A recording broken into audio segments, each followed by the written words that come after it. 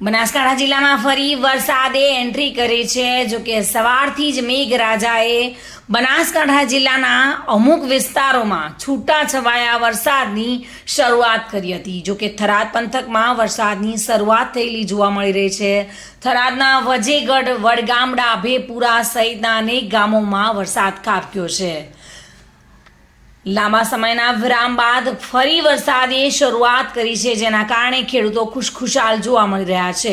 અસહ્ય ઉકળાટમાંથી સ્થાનિકોને ક્યાંક રાહત મળી રહી છે।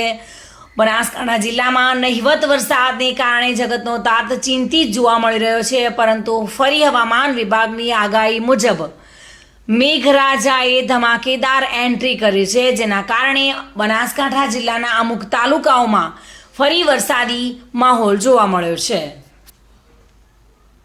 મહેન્દ્ર ઓઝા સાથે bureau report, today Gujarati news.